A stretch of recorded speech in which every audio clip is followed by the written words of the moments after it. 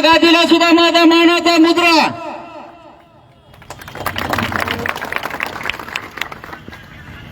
मी 8 दिवसाखाली मराठा आरक्षण चळवळीतले नेते मनोजदादा जरांगे यांना काही प्रश्न विचारले होते, परंतु त्या प्रश्नाला उत्तर न देता त्यांनी पुन्हा एकदा महाराष्ट्राचं वातावरण ढवळून काढलं.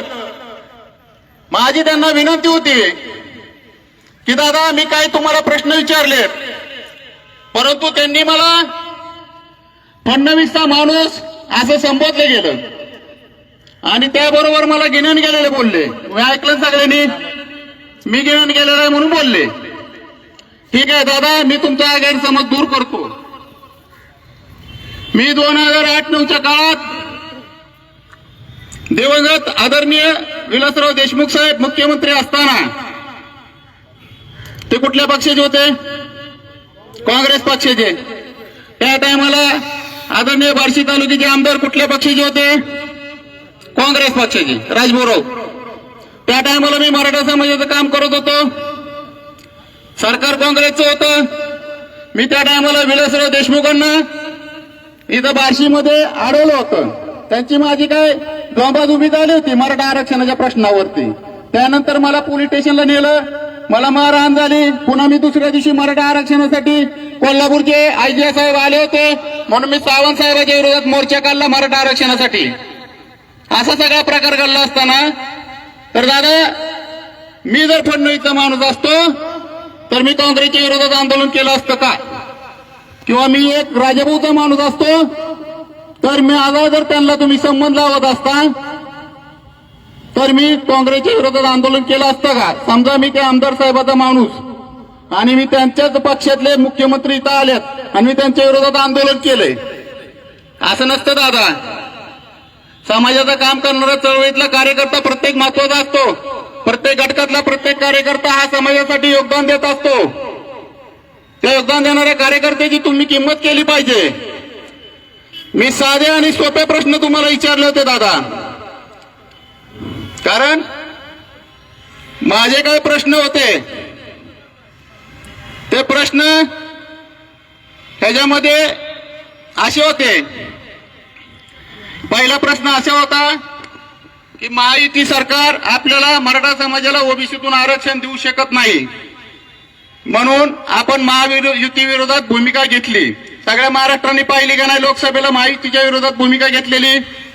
आदरणीय दादाच्या सांगण्यावरनं आपण महाविकास आघाडीला मतदान केलं की नाही? केलं. त्याचंही त्यांनी मला उत्तर दिलं नाही. नंतर मी त्यांना प्रश्न केला, महाविकास आघाडीचे खासदार निवडून आले, त्यांनी एकदाही निवडून आल्याची जाणीव ठेवली नाही व ओबीसीतून आरक्षणाला पाठिंबा किंवा ओबीसी आरक्षण मिळावे या आपल्या मागणीला पाठिंबा दिला नाही. दिला का त्यांनी? नाही. मी तुम्हाला मराठा बांधवाला विचारतो, दिला का? का दिला नाही? का तुम्ही विचारत नाही? आता मी तुम्हाला या ठिकाणी एक बोलतो, मराठा समाजाला दिशाभूल कशी केली जाते बघा. आदरणीय मनोजदादाचं एक भाषण व्हायरल झालं होतं. ते भाषण काय होतं की छगन भुजबळ तू आमच्या मराठा आरक्षणाला जी खुट्टा मारून ठेवलाय तो खुट्टा मी उपटल्याशिवाय राहत नसतो. ही समाजाची दिशाभूल झाली मित्रांनो. दादा मी तुम्हाला सांगतो, मराठा आरक्षणाला खरा खुट्टा शरद पवारांनी मारलाय. 1994च्या GR खरा खुट्टा शरद पवारांनी मारलाय. तुमच्यात हिंमत असेल तर महाराष्ट्रात जाऊन या प्रश्नाचं उत्तर द्या. खरा मराठा आरक्षणाचा खुट्टा मारला शरद पवारांनी. 1994च्या GR नुसार मराठा आरक्षणाचे दरवाजे बंद करून दिले, ज्या शरद पवारांनी दिली संपूर्ण महाराष्ट्राला माहिती आहे. आणि तुम्ही छगन भुजबळाच्या विरोधात मराठी लेकरं भांडायला पाठवता. तर छगन भुजबळ साहेबांचं काम आहे, त्यांच्या समाजाला जेवढं मिळतं तेवढं ते घेणार. कुणी कोणाला मागायला अधिकार आहे का नाही? परंतु दादा तुम्ही परवा एक शब्द बोलले, सोपल भरा, मी त्याच्यावर पण येतो. जी खुट्टा शरद पवारांनी मारला ना, ती खुट्टा मारायला लावणारा भुजबळ, सोपल आणि क्षीरसागर कोण होते याचा तुम्ही मला उत्तर द्या. म्हणजे तुमची मराठा आरक्षणाच्या विरोधातली भूमिका आहे ना महाराष्ट्राला कळेल. तुम्ही काय करताय? समाजाच्या आरक्षणाचा विषय बाजूला राहिला लोकांच्या अंगावर माणसं पाठवा लागले, लोकांना धमक्या द्यायला लागले. असो तो तुमचा प्रश्न. आज मी माझी भूमिका जाहीर करणार आहे मित्रांनो. माझं जर काय चुकत असेल त्या छत्रपती शिवाजी महाराजांसमोर मला उभी फाशी द्या तुम्ही, मी ती शिक्षा भोगायला तयार आहे. प्रश्न मी विचारले होते दादा तुम्हाला, तुम्ही त्याचं राजकारण केलं. परंतु मी तुम्हाला एक शब्द देतो आज, ज्या मराठा आरक्षणाला शरद पवारनी खुट्टा मारलाय ना, तो खुट्टा जर नाही उपटला तर अण्णा शिंदे बापाचं शिवाजी नाव लावणार नाही. आजपासून माझी मराठा आरक्षणाची लढाई वेगळी चालू. ज्यांना माझ्यासोबत यायचं या, ज्यांना नाही यायचं त्यांनी नका येऊ, पण विरोध करू नका. मराठा आरक्षणाचा लढा खूप वर्षापासून आहे. माझ्या शेकडो बांधवांनी आत्महत्या केलेल्या आहेत. असा लढा वाया जाऊन द्यायचा नाही आपल्याला.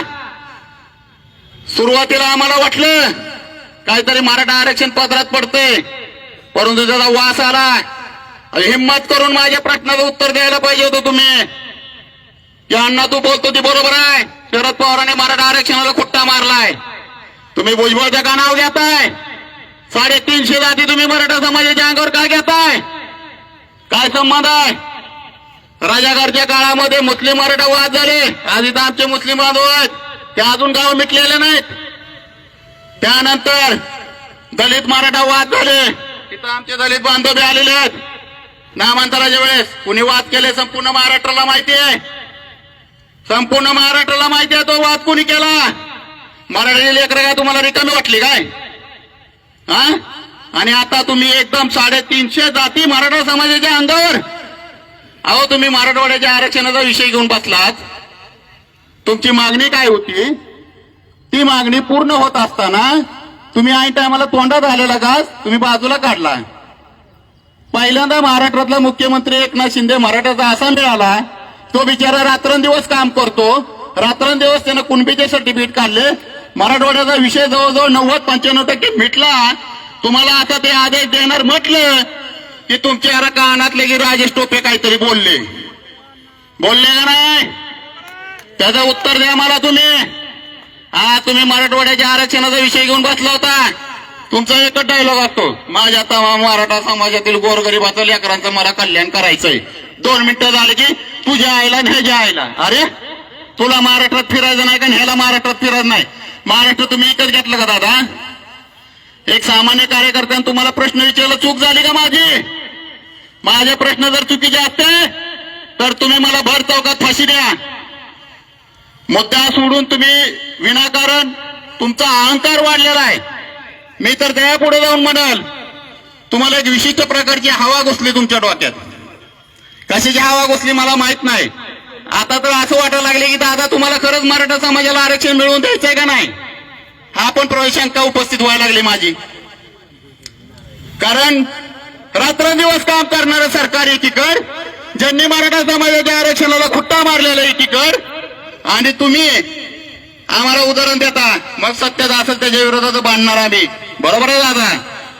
एखाद्या सत्तेतला सरपंच असला, गावातला रोड करायचा असला तर मी त्या सरपंचालाच विचारणार की. बरोबर आहे दादा? त्याच्या पुढचं मी तुम्हाला सांगतो, तुम्ही त्या सरपंचाला विचारा, तुम्हाला वाटतं ना तो सरपंच रस्ता करत नाही, त्यानं डांबरे काय खडे आतरले असेल, काय मुरुम टाकला असेल, रोलर फिरवला असेल, तरी पण तुमचं समाधान झालं नसेल. तुम्हाला वाटतं ना तो सरपंच काम करत नाही, पण तुम्ही ज्याला सरपंच करायला चालले त्याला विचारणार का नाही, बाबा तू करणार आहे का नाही आमचा रस्ता? ही तरी तुम्ही मागणी करणार आहे का नाही? आम्ही काय मागणी केली, तुम्ही उत्तर काय देता दादा? तुमच्या बरोबर मी 2007-8-9 काम केले. समाजा बाबतीत दिशाभूल करू नका. अजिबात दिशाभूल केलेले कोणी चालणार नाही. छोट्या छोट्या समाजामध्ये सुद्धा 2-2, 4-4 संघटना असतात, सगळे मिळून मिसळून काम करतात. परंतु तुमच्याकडे कुठला मराठा समाजाचा नेता आला, विशिष्ट पक्षाचा नेता आला की तुम्ही त्याच्या विरोधात रान उठवता. बार्शी तालुक्याचा आमदार राजभाऊ राऊत, काय त्या बिचारे चुकलं? एक चूक सांगा तुम्ही, एक. या महाराष्ट्राने एक चूक सांगावी त्या माणसाची काय? अहो तुमच्या सभागृहाला त्यांनी सहकार्य केलं, तुमच्या शेवटच्या उपोषण सोडायला एक पण येत नव्हता. सरकार तुम्हाला वैतागलं होतं. त्या टायमाला या बार्शीतल्या छाव्यांनी सगळ्यांनी मिळून राजभाऊला पाठवलं तुमच्याकडे आम्हाला माहित नव्हतं तुम्ही त्याचं असं राजकारण करचाल म्हणून. अहो तुम्ही त्याच्या घरच्यावर गेलात, जी आमची माता माऊली आहे, अख्ख्या बार्शी तालुक्याला सांभाळणारा आमचा धाण्या वाघ राजभाऊ राऊत आहे, आणि त्याला सांभाळणारी ती आमची रणरागिणी आमची माय माऊली आहे. त्या माऊलीवर जर तुम्ही बोलचाल, याद राखा तुम्हाला काय अधिकार नाही. त्या राज्यात मोगलाई अजून पण लागलेलं नाही. तुम्ही काय म्हणता, तुम्हाला बोलायला येतं, बोलायला तोंड आम्हाला पण दिले दादा, आम्ही ती सभ्यता सोडणार नाही, आमचे ते संस्कार नाहीत. तुम्ही बोललात आणि मी अगोदरच म्हणलं तुम्हाला अंतर चाललाय, असू द्या, काय हरकत नाही. कालांतराने या सगळ्या गोष्टी होत असतात. हेतून पुढे तुमचा आमचा कुठला संबंध राहणार नाही. ठेवायचा का संबंध? ठेवायचा का संबंध? हेतून पुढे आपल्याला आपल्या संघटनेचं आपल्या हिशोबाने आपलं मराठा आरक्षणाचं काम करायचं ना. आता महाराष्ट्राला पण कळू द्या, खरा छत्रपतीचा वारस कोण आहे, खरा छत्रपतीचा मावळा कोण आहे, आणि खरी दिशाभूल कोण करताय, या महाराष्ट्राला पण कळू द्या. तमाम महाराष्ट्रातील मराठा बांधवांना मी एकच विनंती करतो, तुम्ही कोणावर टीका करू नका, तुम्ही कुठल्या समाजाच्या अंगावर जाऊ नका. तुम्ही जर कुठल्या समाजाला दगड नाही मारला तर तो समाज तुमच्याकडे येणार नाही. या महाराष्ट्रामध्ये मराठा समाज हा मोठ्या भावाची भूमिका घेतो. मी फक्त तुम्हाला 1 महिना मागतो, तमाम माझ्या महाराष्ट्रातील मराठा बांधवांना मी फक्त 1 महिना मागतो. मराठा आरक्षणाचा विषय हा अण्णा शिंदेला मार्गी लावून देतो. कारण तथागत भगवान गौतम बुद्धाने आपल्याला एक संदेश दिलेला आहे शांततेचा. ह्याच्याही पूर्वी आपण 58 मोर्चे काढलेले आहेत, शांततेच्या मार्गाने काढले आहेत. कुणालाही आपण दुखवणार नाही, कुठल्याही समाजाच्या विरोधात आपण जायचं नाही. आपल्या समाजाचा लढा, आपल्या लेकरांचा लढा अण्णा शिंदे इथून पुढच्या काळामध्ये चालू करणार. जर कोणाची हिंमत असेल तर माझ्या केसाला पण धक्का लावून दाखवा, त्याच्यानंतर होणाऱ्या परिणामाला तुम्ही जबाबदार राहा. येणाऱ्या काळामध्ये मराठा समाजाचं काम करत असताना एक आरक्षण समन्वय समिती म्हणून आपण स्थापन करणार आहोत. ज्या मराठा समाजाच्या संघटना आहेत त्या महाराष्ट्रातल्या भरपूर आहेत. तुमच्या आधी पण संघटना करत होत्या काम, असं काही नाही, भरपूर आहेत. त्या सर्व संघटना एकत्र घेऊन मराठा आरक्षण समन्वय समिती 24 तासात तयार करण्यात येईल. आणि मराठा आरक्षण समन्वय समितीच्या अनुसार त्याच्यामध्ये कुणालाही मला प्रश्न विचारला अधिकार राहतील. मी मालक नाही, मी समाजाचा मालक होणार नाही, मी समाजाचा सेवक बनूनच काम करणार. येणाऱ्या काळामध्ये समाजाला न्याय देण्यासाठी समाजाचं काम असतं.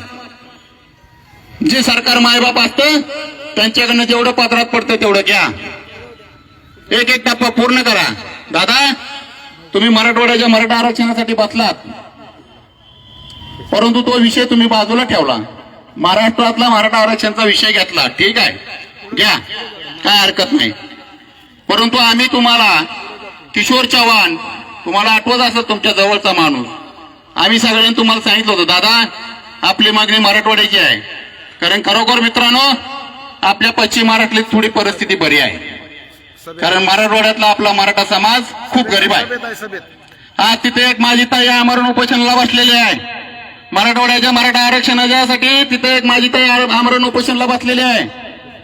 त्या ताईला मी फक्त विनंती करतो, ताई तुम्ही 2 दिवस थांबा, फक्त 2 दिवस थांबा. तुमच्या आंदोलनाला पाठबळ देण्यासाठी हा पश्चिम महाराष्ट्रातला भाऊ तुमच्या सोबत येत आहे. तुम्ही काळजी करू नका.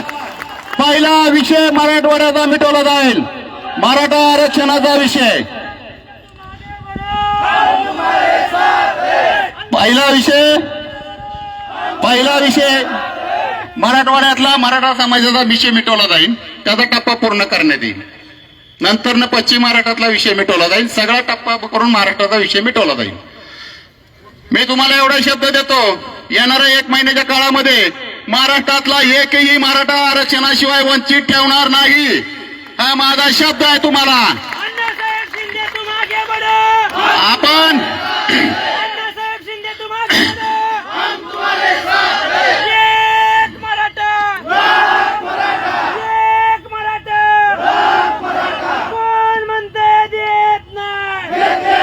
आपल्याला येणाऱ्या काळामध्ये आपण मराठा आरक्षण समन्वय समिती केल्यानंतर आपली मराठा समाजाची माझी अशी एक मागणी आहे, मी परवा पत्राद्वारे मुख्यमंत्र्याला कळवलेली आहे.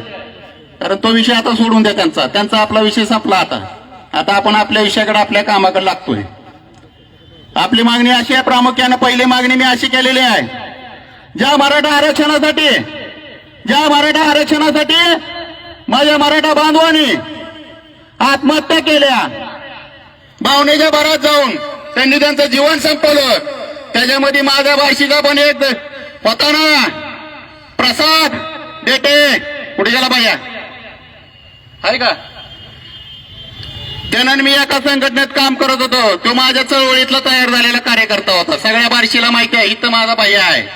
शंभूराजे युवा क्रांती संघटना काढली होती आम्ही.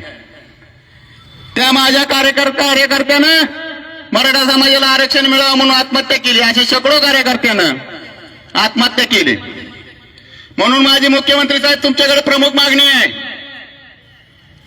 माझी मागणी अशी आहे की ज्या मराठा बांधवांनी आत्महत्या केल्या शेकडोच्या वर, त्या मराठा बांधवाच्या कुटुंबातील प्रत्येक एक सदस्याला त्यांच्या शैक्षणिक पात्रतेनुसार आपण येणाऱ्या 15 दिवसामध्ये शासकीय सेवेत सामावून करून घ्यावं.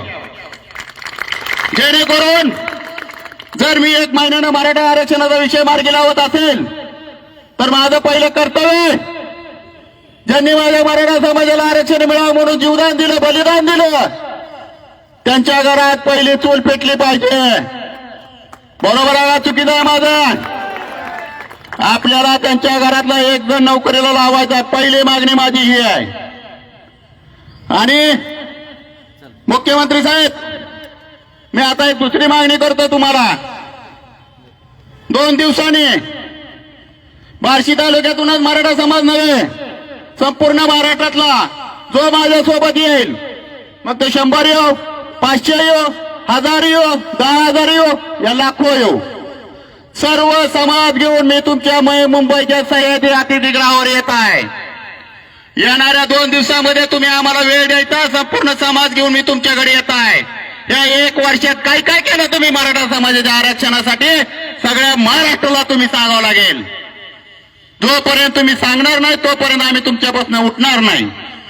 कारण एक गरीब आणि प्रामाणिक असं नेतृत्व या महाराष्ट्राला मिळालं आहे. शिंदे साहेब, तुम्ही छत्रपती शिवाजी महाराजांची शपथ घेतलेली आहे.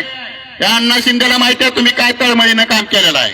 त्याच्यामुळे एकदा होऊनच जाऊ द्या, महाराष्ट्रात कोण खरा आहे कोण खोटा आहे. आम्ही येतोय तुमच्याकडे. तुम्ही कुठली समिती नेमली, मराठा समाजाचे कुणबीचे दाखले किती दिले, राहिलेल्या मराठा समाजाची तुम्ही काय सोय केली, माझ्या कोकणातल्या मराठा बांधवाची काय सोय केली, आणि तुमचा इथून पुढे येणारा 2 महिना आचारसंहिता लागायच्या अगोदर तुमचा अजेंडा काय असेल. आणि त्याचबरोबर माझी तिसरी अशी मागणी आहे. माझी मागणी भारतीय जनता पार्टी आणि शिवसेना आणि राष्ट्रवादी काँग्रेस या माहितीला आहे. माझ्या मराठा समाजाला मिळत असलेले ईडब्ल्यूएसचं आरक्षण काही माणसाच्या हेकेखोरपणामुळे, काही माणसाच्या बेताल वक्तव्यामुळे मराठा समाजाचं ईडब्ल्यूएसचं आरक्षण गेलेलं आहे. तर माझी अशी मागणी आहे तुम्हाला मुख्यमंत्री साहेब, तुम्ही भारत देशाचे पंतप्रधान मोदी साहेब यांना विनंती करून त्या ईडब्ल्यूएस मध्ये मराठा ही जात घाला, जेणेकरून माझा मराठा बांधव जाईल. तुम्हाला मित्रांनो आता एक गंमत सांगतो. आरक्षण म्हणजे विषय कसा असतो बघा. आज आरक्षण मिळलं की उद्या नोकरी लागत नाही. गंमत बघा. आता तुम्ही महाराष्ट्रातला 5 कोटी मराठा आहे, बरोबर आहे. ओबीसी आमचा 4-5 कोटी मराठा आहे, बरोबर आहे. 10 कोटी तुम्ही 35% घालणार, बरोबर आहे. बरं ठीक आहे. त्याच्यानंतर मी तुम्हाला सविस्तर बोलन. परवा बीड मध्ये पोलीस भरती झाली. कोणा असेल बघल ते. बीड जिल्ह्यामध्ये पोलीस भरती झाली. त्या पोलीस भरतीमध्ये ओबीसीचं आरक्षण लागले 130 आणि ईडब्ल्यूचं आरक्षण लागलं 110. मग मला सांगा, त्या ईडब्ल्यूएस मध्ये फक्त आता 3 जाती राहिल्यात. एक आमच्या बांधवांची मुस्लिम, दुसरी जैन आणि तिसरी ब्राह्मण. मला सांगा, जैन आणि ब्राह्मण समाज जास्त नोकरीच्या मागा लागतो का जैन समाज? मारवाडी समाज मार्केट लागतो का नोकरीच्या? नोकरीची कोणाला गरज आहे? आपल्याला आहे. मग ह्यांनी जर बेताल वक्तव्य केली नसती तर ईडब्ल्यूचं आरक्षण राहिलं असतं का नसतं आता? मग काय माझी मागणी चुकीची आहे का? म्हणजे तुमच्या विरोधात बोलायला गेलं की तुम्ही आम्हाला मारतो कापतो फिर महाराष्ट्रात बघतोच तुला. अरे मोगला नाही का तुझे? काय कारण आहे तुमचं बोलायचं? आम्ही तुमच्याकडे उचल घेतली का? आम्ही आमच्या घरावर टॅबा ठेवून तुमची बायशी सभा घेतली? आम्ही चूक केली का? तुमचे कार्यकर्ते जे राष्ट्रवादी काँग्रेस शिवसेनेचे तुमचं पांघरून तुमच्या नावाचं पांघरून घेऊन आम्हाला आई बहिणीवर शिवाय देतात. काय कारण आहे? काय कारण आहे? माझं मुख्यमंत्र्याला विनंती आहे, शिंदे साहेब तुम्ही येणाऱ्या काळात तुम्हाला महाराष्ट्राचं मणिपूर बघायचं का? कशामुळे तुम्ही या गोष्टी वाढवून देता महाराष्ट्रात? जे खरं आहे ते खरं तुम्ही सांगा, नाहीतर आम्हाला महायुतीच्या विरोधात पण संशय यायला लागल. त्या गोष्टी अशा चालणार नाहीत. आपलं आंदोलन मित्रांनो इथून पुढच्या काळामध्ये कुठल्याही समाजाच्या विरोधात नाही. पहिल्यांदा लक्षात घ्या. ज्याला माझ्यासोबत यायचंय त्याने आनंदाने हसत खेळत यायचं. कुठल्याही समाजाच्या विरोधात आपलं आंदोलन नाही. आपलं आंदोलन सरकारच्या विरोधात आहे. सरकार हे माझं मायबाप असतं आणि मी सरकारला माझ्या इथं बार्शीत नाही बोलवणार. मी मराठ्याचा मालक नाही, मी मराठ्याचा सेवक आहे. मी स्वतः सरकारला भेटायला जाणार आणि माझ्या समाजाच्या जोडीत टाक म्हणून सरकार पुढे बसणार. ही माझी मागणी राहणार आहे. ज्या दिवशी तुम्हाला वाटेल अण्णा शिंदे मराठा समाजाची मागणी सोडून दुसरं काय बोलावं लागला त्या दिवशी तुम्ही माझी कचुरी धरायची. आणि माझ्यासोबत कुणीही येऊ शकतो, माझ्या स्टेजवर कुणीही बसू शकतो. मी एकटा मराठ्याचा मालक नाही हे तुम्हाला मी आवर्जून सांगतो. माझी इथून पुढे गुरमीची भाषा येणार नाही, माझे कुठलेही बेताल वक्तव्य येणार नाही. या महाराष्ट्रामध्ये ज्यांनी आपल्या मराठा समाजाला खुट्टा मारला ना, खुट्टा ओरिजिनल खुट्टा मारलेला, त्याचा खुट्टा उपटायचं काम या अण्णा शिंदे कराल इथून पुढच्या काळात. कारण म्हणून दादा आम्ही पण तुमच्यासोबत 2007 पासून 5 पासून काम करतो. तुमची भाषा बरोबर नाही. तुम्ही म्हणता राजेभाऊ राऊताच्या खांद्यावर ठेवून मराठा मराठा लढवा लागलो. आम्ही कुठं लढतोय? तुम्हाला जोर आला तुम्हीच म्हणता येतो तुझ्या दारात. अरे आमच्या दारात आल्यावर आमच्या आई बहिणीला संरक्षण करायचं नाही? आम्ही करायचं का नाही? जर ते आपल्या दारात येऊन जर आपल्याला जर शिव्या देत असेल तर संरक्षण करायचं का नाही? आम्ही तुम्हाला तेवढंच म्हणलो.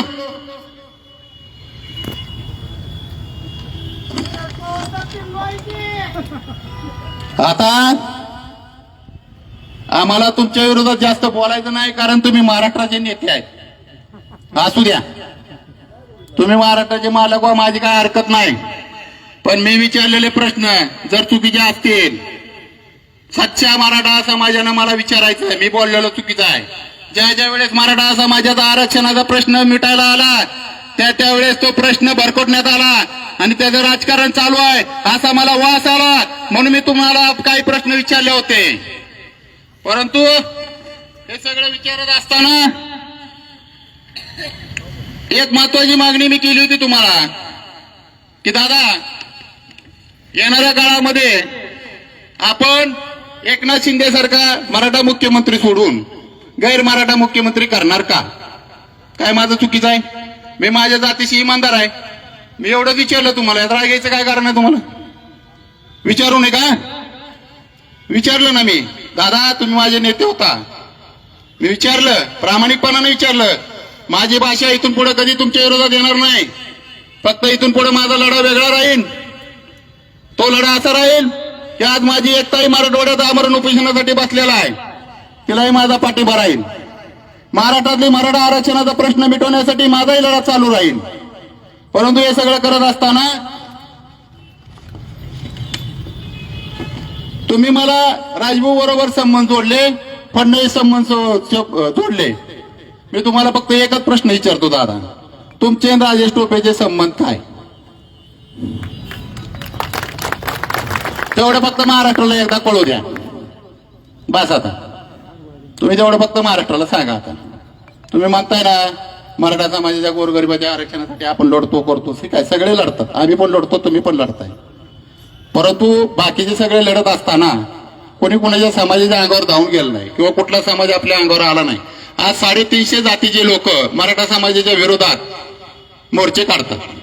वाईट वाटतं मित्रांनो, आपल्या शेजारी सगळा आसपास सगळा जातीचा आहे, मान्य आहे, आपला मराठा आरक्षणाचा लढा आहे, परंतु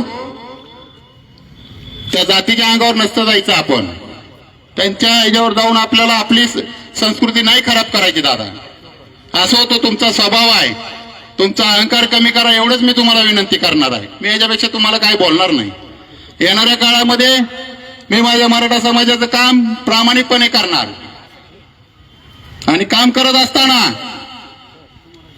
माझ्यामध्ये कुठलाही मी मालक आहे असा संकोच राहणार नाही. त्याच्यामुळं आजच्या या कार्यक्रमाला मी जास्त बोलत नाही, कारण अजून काय 2-4 टप्पे आहेत मला बोलायचंय. 2 दिवसांनी ज्यांना कुणाला माझ्यासोबत यायचंय मुंबईला मुख्यमंत्र्यांना भेटायला, त्यांनी या ठिकाणी सकाळी 10 वाजता यायचं. आपल्या स्वतःच्या घरातली भाकरी आणि पाण्याची बाटली घेऊन यायची, कारण आपल्याला आता मराठा समाजाचा आरक्षणाचा लढा हा पूर्णच करायचा आहे. आणि या महाराष्ट्राला दाखवून द्यायचंय की आम्ही पण मराठा समाजाचे सच्चे कार्यकर्ते आहेत. आम्ही फितुरीच्या यादीत गिनले जाणारे नाहीत. तुम्ही ज्या राऊतांबद्दल बोलला, ज्या अण्णा शिंदे बद्दल बोलता, त्याला दुसरा संदर्भ लावता, हा तुम्हाला अधिकार नाही. येणाऱ्या काळात तुम्हाला कळेल की मराठा समाजासाठी सच्चा कोण आहे ते. एवढं बोलून मी थांबतो. तुम्ही एवढ्या संख्येने या ठिकाणी आलात, माझा मान राखला. माझं टीए आंदोलन आहे, आपण सगळेजण जावा, कारण माझं एकट्याचं टीए आंदोलन आहे. मी आता माझ्या छत्रपतीपाशी त्यांच्या चरणापाशी मी थोड्या वेळ टीए आंदोलन करणार आहे. हा रस्ता आपण सगळ्यांनी रिकामा करून देऊया आणि सगळेजण आपण जाऊ शकता. मराठा आरक्षण आपल्या हक्काचं आहे. एक मराठा. अरे कोण म्हणते देत नाही? आरक्षण आमच्या हक्काचं.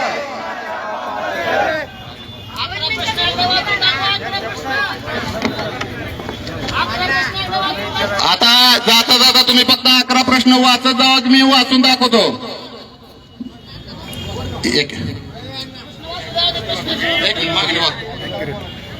महायुतीचं सरकार ओबीसीतून आरक्षण देऊ शकत नाही म्हणून दादा आपण महायुती विरोधी भूमिका घेतली. महाविकास आघाडीचे खासदार निवडून आले, त्यांनी एकदाही निवडून आले जाणीव ठेवली नाही.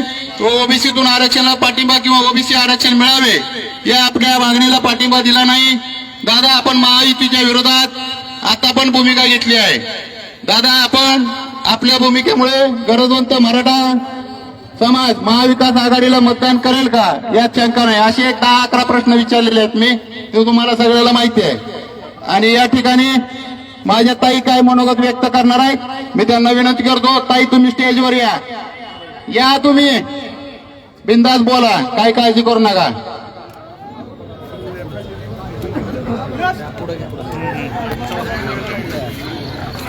मी पण मराठीचे आणि आम्ही मराठी सर्व भाऊंच्या पाठीमागे आहोत.